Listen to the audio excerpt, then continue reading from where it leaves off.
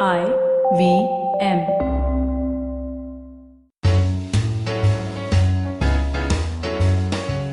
Hi, I'm Satyajit.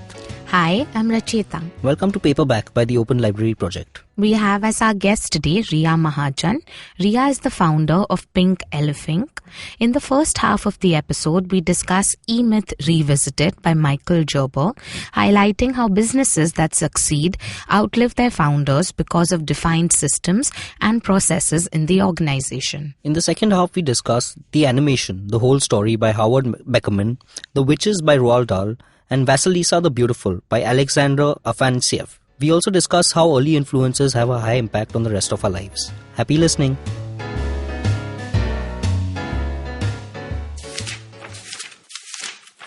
The fatal assumption is, if you understand the technical work of a business, you understand a business that does that technical work. And the reason it's fatal is that it just isn't true. The technical work of a business and a business that does that technical work are two totally different things. To the technician suffering from an entrepreneurial seizure, a business is not a business but a place to go to work. Thank you, Riya Mahajan. That was an extract from the book The E-Myth Revisited by Michael Gerber. We'll be right back after this to discuss the book in more detail. Who said healthy food is boring? Who said raw veggies is just salads? Who said eating fats makes you fat?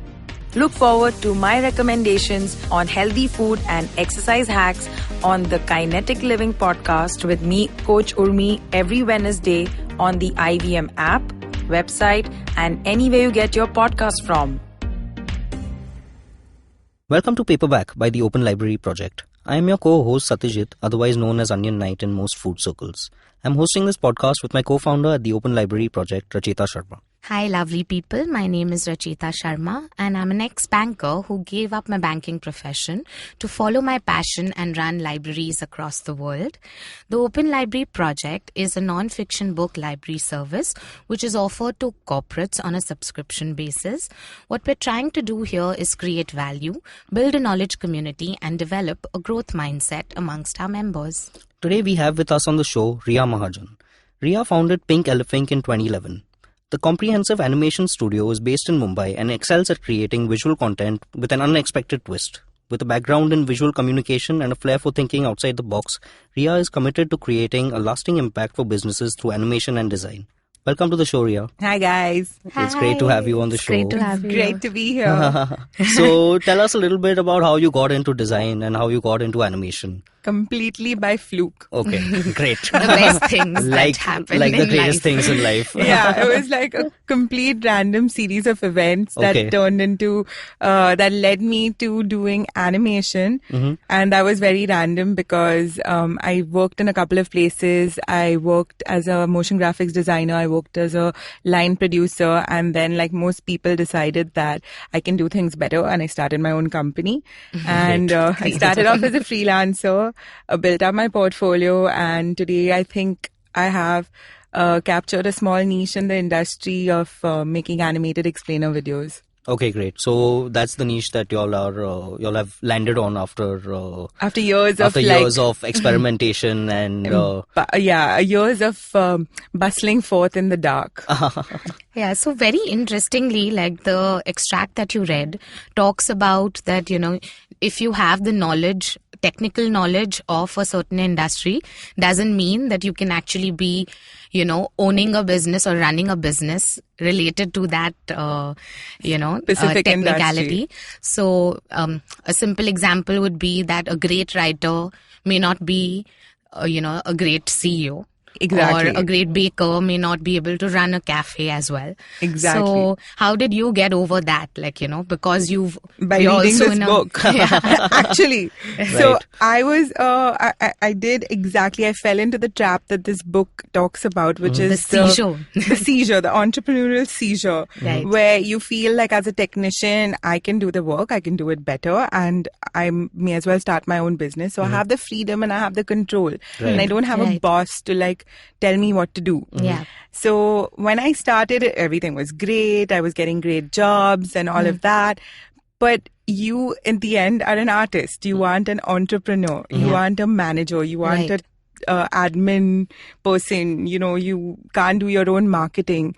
And this book actually helped me create a system of a system of processes Right. that helps you deal with all the business side of things Right. versus the artistic side of things. Yeah. So basically what Michael Gerber says in this book is that if your business relies on you, Right. then it's not a business, it's a job. Yeah. That's true. And so that's literally what I took away from this book, is that if I have to set up a business, it has to run independent of me. Right. Right. So, So- your processes have to be that strong that Yeah. it outlives you Yeah. as Correct. the And I think founder of it. we've spoken about this before also, and I think one of your takeaways and my takeaway in general from entrepreneurship is delegation, right? Correct. Right. Like you said, you were inclined in the artistic nature, so you have a sort of, you want to control every aspect of the product. You and- wanna make sure that everything that crosses the pass is up to your standard. is up to your standard. And that's another thing he actually talks about in the book. He talks about setting quality control and a standard of quality to your product. So every time you set a system of process, you should document it, and you should document that process of quality control, so that if you're replicating that model, or if you remove yourself from that model and Right. somebody else has to do it, they have guidelines, so they don't have to fumble in the dark, and Right. they're a cog in the whole team of people. So it's such a simple thing to do, right? But a few of us ever do it. Yeah. Just write what you're doing down step by step, so that anyone who's coming in can just read those steps and follow it, right? Yeah. And- In fact, he says that you should run a business. So when you start your first ever office, it should be like you're starting the first of a franchise. Right. So that if this has to be replicated all over the world or in 50 Yeah. different locations, the people who would be, controlling it, it'll be absolutely seamless for them. Correct, So, like McDonald's. Yeah, Right. yeah, Exactly. exactly like McDonald's. So fantastic. Any other points in this book that really stood out for you? So it's the whole act of creating this process only. So he teaches you how not to get overwhelmed in the initial stage when it's just you, and how to build a tiered structure and put yourselves and your partners in various positions. So you have positions and roles which you'd like to be filled out. Right. And then you work your way into creating a system and a process for each position. Write that down. And then find people to replace you in that position. Right. And then when you find people to replace you, don't find people who are already skilled at a certain job, because what tends to happen is that then your business will become reliant on them. Right. And if they leave, then you're stuck. Right. And, you're trying to fix their Absence. absence, The void yeah. left. Yeah. So, for example, if you have a marketing person and he doesn't make ads as well as you'd like him to, then, and he leaves, and then you've got to like make those ads yourself, or you've got to rectify his mistakes, you're actually ending up putting in more time. Oh yeah. Whereas Yeah. if you just hire someone who's eager to learn, who's a fresher, for example, and teach them your skill set, you're getting someone who wants to be eager to be a part of the team and to Right. he'll be happy to be there, and he'll be Right. and happy there's some to, value add for them as well. So, and then they'll even maybe bring something to the table. right. Definitely. Yeah.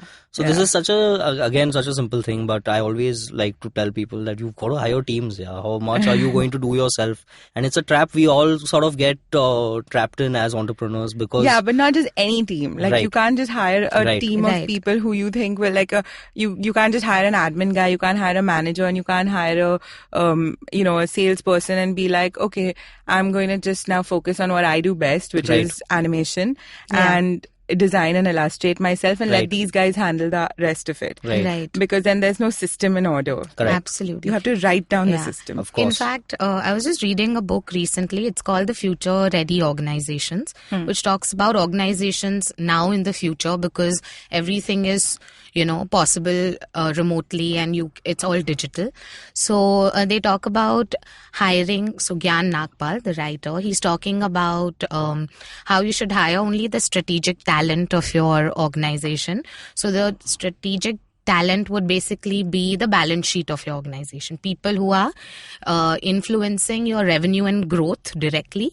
Those are people you need to hire, because when you hire someone, the flexibility is not there. You have people you assume would be with you for a while. Correct. And everything else should be, partnerships and networking and collaborating with other external teams, which makes it easier for you to hire or fire, or if the work's not done nicely, you just but another thing that Michael Gerber says, which is to not be reliant on anyone but your system. Right. So what he's basically saying is, don't be reliant on people for their skills or another company. Make like a operations manual of how your company works and your systems work, and that's the mark of a successful company, because then you're not relying too much on anybody else. Right. You're just relying on it's like, for example, if you're creating a musical, right? Or a play, and then you have you're the director and you write a script, which is your operations manual, and then you hire the actors and you create, do the auditions, and the actors come in, and you give them all a script, and they all follow the script. But then they're also excited to be part of the musical, and they work well together to make that musical successful. Right. And they'll also add to the musical, so they'll bring their own bit to the musical, and you can be wherever you want to be, but your musical is still happening and is generating you money. Yeah, I think that's what TED Talks also do in a way.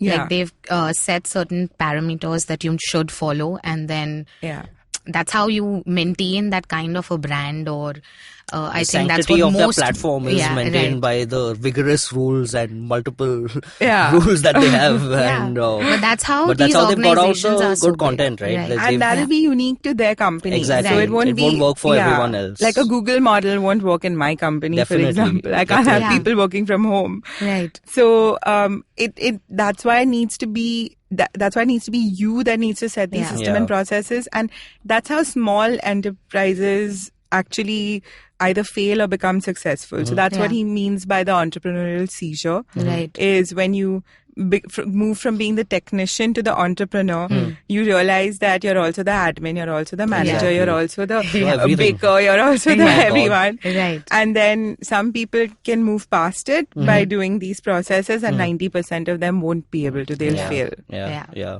So that's a conversation we have a lot of the time, at the Open Library Project and at Publishing Infinity, that our skills are limited and we need to be focusing on the big picture, because if the leader of the company is not focusing on the big picture, who is?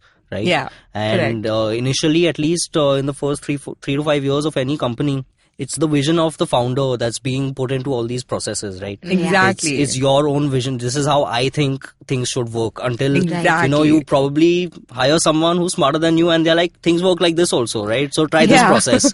So that's what happens also. When you hire people, you try to hire people who are smarter than you in things that you don't know anything about, so that they directly add value to your business. That's what's been a really great thing for me personally. What's worked is that I know very well what I'm good at. And so I focus on those things vigorously, and I do those things a lot more than any of my staff or anyone ever could. Yeah. But my staff, they do the things I don't do as vigorously as you. Yeah, I mean, and they're probably good at it. So, you have to have that kind of trust with people you're hiring, that definitely they are going to do at least 80% of the job, if not, definitely. And they are not the founders, so they're not going to do it as the way you will motivated do as it. you, right? They don't have stake in the company, or they don't have. So you can't expect that same level of commitment. But so that's what Gerber also says, is that the founder's job is to have a vision, is to have ideas, it's to look into the future, it's to grow the company, scale the company, and not be bound by the menial stuff. The sales calls and the administration and the Wi-Fi isn't working. Damn it. Exactly. And the HR. I have to pay many bills. Today, one more bill has come. That builds cadence. These bills. There should be a filter of an accountant between you and the bills that you have to pay. Honestly, that's my first hire all the time. At my onion business, that was my first hire, because we had to deal with onion vendors on such a large scale that if I was answering those calls, I would not be doing anything else. Right. Great. On that note, we're going to take a short break and we'll be right back to discuss a few more books in more detail. Hello, everybody. Welcome to another awesome week on the IVM Podcast Network. If you're not following us on social media, please make sure you do. We're IVM Podcast on Twitter, Facebook, and Instagram. Also, just a reminder, please do make sure that if you're listening to something that you enjoy, take a screenshot of that, tag us on one of our social media handles, and we'll retweet you or share you or, I don't know, whatever works in the different handles, right? On The Scene and the Unseen, Amit Verma is joined by social commentator Santosh Desai. They discuss the many ways India has transformed in the last 30 years. On Advertising is Dead, host Varun Dugirala is joined by CEO and co-founder of Big Bang Music, Gaurav Badwa. They discuss his journey from advertising to marketing and music. For more music conversations, make sure you tune into 9XM Soundcast, where Eva Bhatt talks to Bollywood singer Vishal Mishra about learning to play 22 musical instruments without formal training. On Marbles Lost and Found, Zen and Avanti are joined by psychologist Gitanjali Palekar to talk about mental health for toddlers and preteens. Mental health is also a topic of discussion on the Pragati podcast this week as Pawan Srinath talks to Dr. Sabina Rao and Pavitra Jayaraman about mental health challenges that face India today. With only a couple of weeks to go for the Emmys, join Janice and Anirudh on Mr. and Mrs. Binge Watch as they start their 3-part series about the Emmy Awards. This week they discuss all the nominees in the drama category. On our Kannada podcast, Thale Harate, Tejasvi Udupa joins Ganesh and Pawan to share stories from the last century of Bengaluru's growth, its planned layout and unplanned settlements. On Pesa Vesa, Anupam is joined by Sanjay Sapre. He's the president of Franklin Templeton India. They discuss the 25-year journey of Franklin Templeton and the role of mutual funds. On the Kinetic Living podcast, Urmi shares a very intense workout called Quadruped to Plank on Tabata Tuesdays and her own experience of attending a heels dance workshop on Thriving Thursdays. On Tech Careers in the News, Shiladitya is joined by Sudarshan Rungta. He's a managing director at Accenture and he's in charge of the Oracle practice. They discuss Oracle's capability and impact in the real world. On the Edges and Sledges Cricket Podcast, Ashwin and Varun review the India vs. West Indies Test Series and the standout performances by Hanuma Vihari, Ishant Sharma and Jasprit Bumrah. Also, if you are in control of a brand and you want your brand to have their promos read on our podcast network, do get in touch with us. You can write to us on advertisers@indusvox.com. And with that, let's get you onto your show. Welcome back, guys. We still have with us Riya Mahajan, founder of Pink Elephink. Hi, Riya. Hi, sorry, big gulp of coffee. I did not realize I was going to be introduced back so fast. Sorry about that. So the next book that we are going into is Animation, the Whole Story by Howard Beckerman. And I'm sure this book has had a profound effect on your career as well. Yes, it has. So tell us a little bit gorgeous to about look it. at. Yeah, it's a beautiful book. I love the font setting, typesetting. Thank you. I picked this up randomly on one of my trips abroad. I don't even remember where. It's been a really long time. Okay. And I just enjoyed the images in the book, like the imagery, because his style of illustration was, I felt, very similar to the kind that I was aspiring to. Okay. And he gives a lot of, he's a really funny writer, so it's an enjoyable read. Like, for example, there's a quote over here in the chapter Locomotion, the Illusion of Movement, where he talks about walking. So he says, walking is a unique activity during which the body, step by step, teeters on the verge of catastrophe. So it's just, it's just a riveting read, but it's also teaching you the basics and the nuances of animation. So it's teaching you like a walk cycle. It's teaching you how to jump, run, perspectives. It gives you advice on like how to, and basically animating is a sense of creating exaggeration. Okay. So when you have a normal person walking and then you have an animated character walking, he won't just walk like with his legs. His whole body will bounce and his flab will move side to side. Right. Like it's a more that's why it's called animated, because it's more exaggerated. Okay. Right. Wow. So this book teaches you about gravity and weight and, how to like distribute that in your illustrations and how to create that walk cycle. Actually, a process called onion skinning. Okay. Which is creating layers upon layers. You create one character and then for each subtle movement you have like a different layer. Okay. So you use a translucent paper between each, so right, you can like refer butter paper. like butter paper. Okay. So you can refer to your previous drawing and you can make sure that's how traditional animators Animation used was to do. done back in the day, right? You had So the get flipping. each screenshot and then show the movement, right? Yeah. So actually we do that now in softwares, but Okay. the process is still called onion skinning. Okay. And this is literally a process of illustrating maybe 24 frames per second of animation. So Right. you are doing 24 illustrations in a second of animation. Yeah. And then, A lot of work. because your eyes can't see beyond 16 seconds, they can't register it as individual. 16 frames, they can't register it as individual pictures. Okay. Up to 16 frames, they can see it as like a stop motion. Slideshow, stop motion type of Yeah. thing. Right. And at And 24 then- frames, it becomes a moving picture. It becomes a completely smooth kind of movement. So he explains all of this. Right. So I believe back in the day, it used to all be done by hand. And now, Yes. of course, did you ever, when you were learning animation, did you have to learn to animate by hand and then moved on to softwares? So I have been self-teaching myself to animate because initially when we were younger, there were no computers and Right. softwares or Right. anything like that. So I used to literally draw or like reproduce Archie comics. I used to draw out of Archie comics. Okay. And then I used to learn how to. So we went to Disney one year when I was 10 years old, and we learned on that traditional animation wheel where you get a film strip and then you stick it onto a wheel and you spin the wheel and you see your ball bouncing or the tree falling down, or Right. So that kind of gave me major kicks. So I started doing that. I taught myself how to do that Wow. without Lovely. any specialized course. So everything that I have learned is self-taught, except for one digital media course I did to learn the software. But other than that, everything is self-taught. Wow, that's fantastic. Yeah. Yeah. And you have an animation studio now where you all do explainer videos for corporates on a Correct. very large scale, right? Wow. Where we explain to you things. Great. That's great. And what would you, call your animation style like? As in, do you like to keep it simple and, How would or you is describe it your your- characters basically? Experimental. Okay. Experimental. Okay. I call it experimental because I don't like to stick to anything fixed. Right. My style is very fluid, and if you see my animations, every style is different. Right. Because I just get inspired by things around me. So like my Okay. whole life, everything is based on things I've been inspired by: music videos, lyrics videos, the credit scenes in movies at the end or the beginning of movies, Right. the credit sequences. Or if I see, like once I saw this really cool, like in Sherlock Holmes, this really cool credit sequence, and then I replicated that because I really had to know how to do it. Okay. So I kind of went online and figured it out and taught myself how to do it.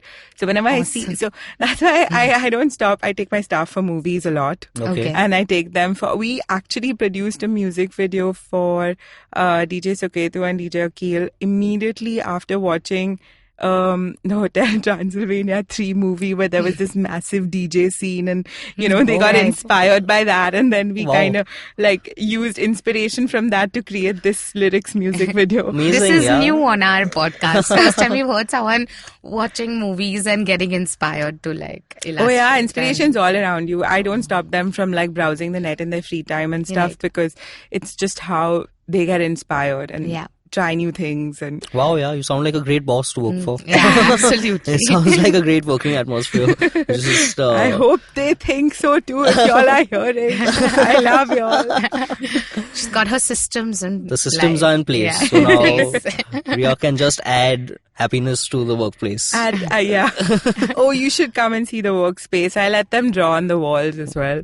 Oh wow. Wow. I'm just at a loss for words.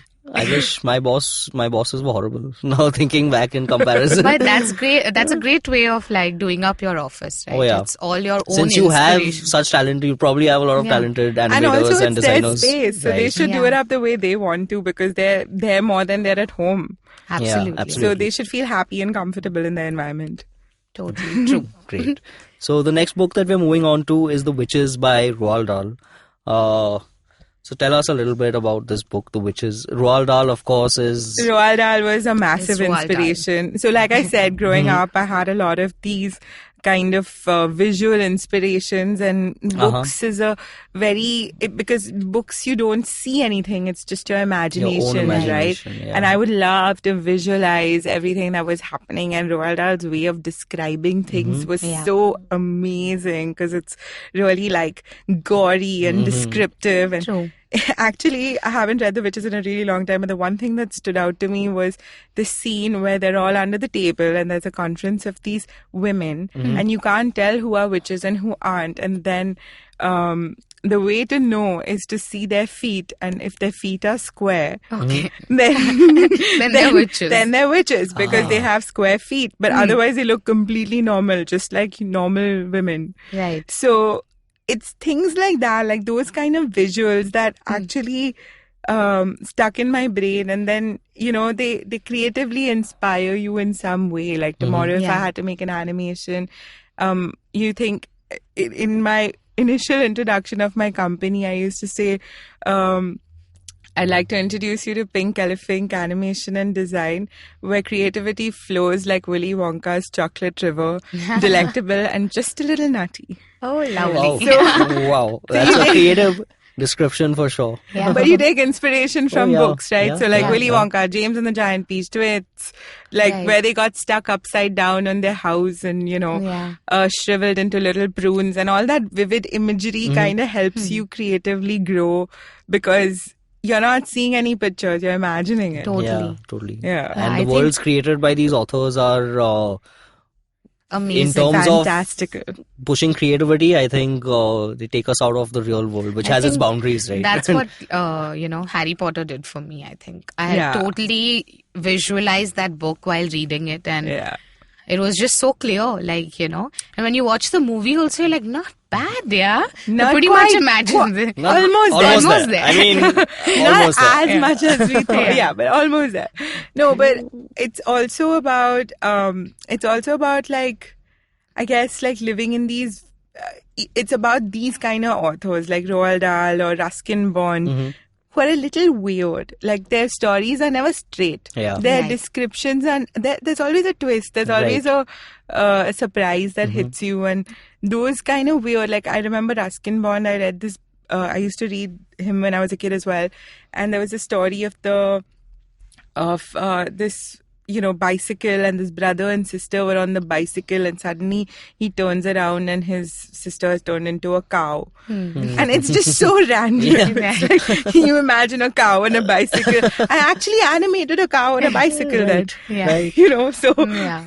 It's just this weird kind of imagery that I love. So it's like words inspired you to imagine, and then you make images that don't need words to explain them. Correct. It's a great loop. It's a complete cycle. And great. So the next book that we're moving on to is another book about witches, right? This is Vasilisa the Beautiful, and the author of this book, I'm going to struggle a little bit with his name, is Alexander Afanasyev. Very good, because I couldn't say it. No one's going to know. So. Right. So tell us again, it's a Russian folktale book. Yes, these are Russian folktales from Russia. But I don't know how well known they are. There are certain characters that I think people know of today. Like there is, so this is a series of short stories, and they're based around a couple of main characters. So there's a beautiful princess called Vasilisa, who's always the damsel in distress. Right. There is her Prince Charming, who's Ivan, young of years and old of wisdom, who has to do weird things to get her back, like go I know not where and find I know not what. Okay. And then there's this witch Baba Yaga who lives in a hut that spins really fast on chicken legs. Okay. And she's, always at her sewing machine, and she's got her nose to the ceiling pressed in the pose that she likes best. Wow. So, and then she's got this son who's Zmei Gorinich or Koske the Deathless, one of them, I forget. One of them is her son, and he drinks, a kvass of, a barrel of kvass, which I'm assuming is like ale or beer or something. Yeah. But it was just these kind of like weird fairy tales versus like your regular Little Mermaid and Cinderella and things like that. That kind of, it has a lot to do with my dad. My dad was a major inspiration. It was his book, which then I stole and wrote my name on. Well done. So now it's yours. Now it's mine. And my sister's before she kills me, who is also my partner. So, you know, the same road that led me here led her here too. Yeah. That's great. So because of him, and he used to read these stories to me every night. I never took to the normal stories. I was always like, give me the weird ones, you know, like, I want all this normal stuff. Yeah. No, but that's such a great, I always speak about like how your early years have such a huge influence on the rest of your life. Like it's so important for parents to expose your children to all these different sorts of maybe books, maybe different forms of entertainment, different forms of even socializing with different kinds of people. It really expands you in a way that you're not able to if you're surrounded by a bubble of, the same people. And and if you're like, I guess, I mean, books are a great escape. Into like it also helps you improve your vocabulary. It helps you improve your creativity, your imagination. It tells you all these different stories. And we also read the traditional ones, but these, I like finding the little offbeat books and the little offbeat stories because my dad used to do that actually, not me, where I was a 6-year-old child. But the Waldorf School of Learning, which is basically this, right, that they allow you to do exactly what your father allowed you to do, is make your own space and make your own story. Like if you want your sea to be green, let your sea be green. Like your grass is blue, that's fine. So that's what they really promote in this school of learning, is that let your child make their own world, and it's okay. When they grow up, they'll know what is what. And firstly, the sea is not blue, like it's transparent. So we are anyway, coloring it wrong, but we've just made these fixated ideas about how things should look, that parents also are curbing your growth or creativity in a certain way. Oh no, I'm so lucky. I didn't have that pressure to take tuitions and study and only learn everything. And I kind of feel bad for the kids who have to go through that even today.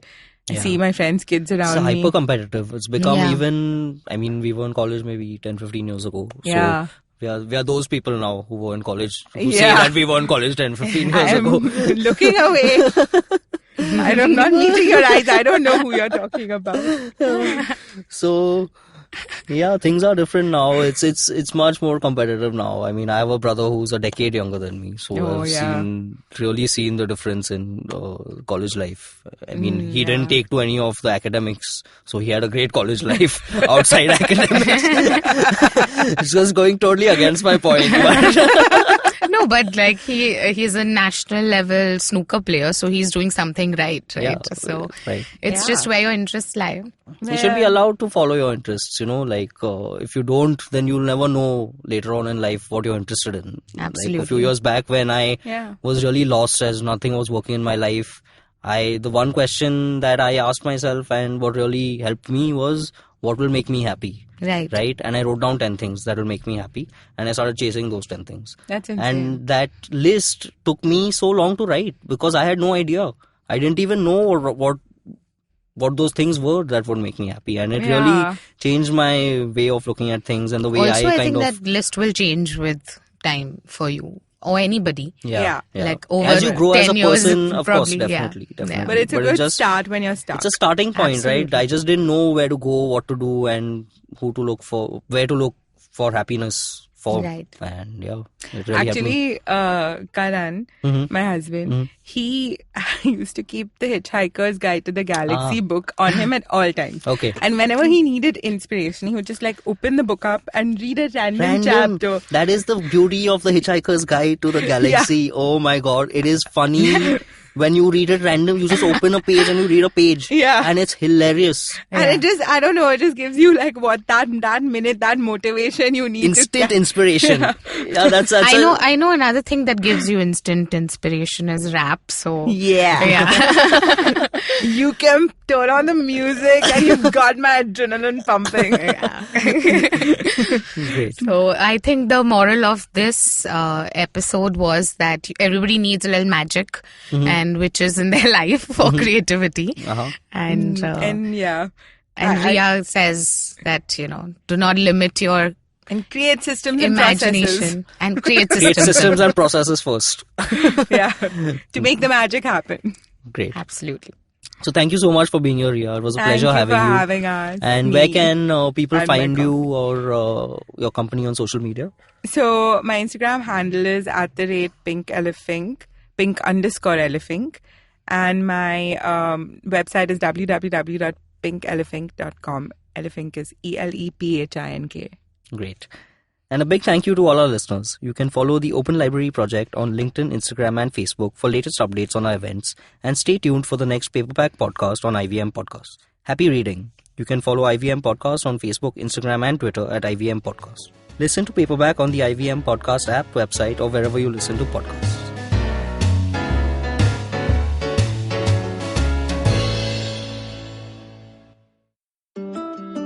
Hey guys, this is me, Eva Bhatt, your host for the podcast 9XM Soundcast. This podcast is produced by India's largest music network, 9X Media. We have been catering music and you have been enjoying. And now we bring you a podcast where music inspires. Every week, I interact with some of the best minds from the music industry to understand their creative discipline. Every new episode will feature artists who will share inspiring notes from their journey, some valuable tips for budding artists. So do subscribe to the podcast where music inspires. Enjoy a brand new episode of 9XM Soundcast every Tuesday on IVM Podcast app or website or wherever you get your podcast from.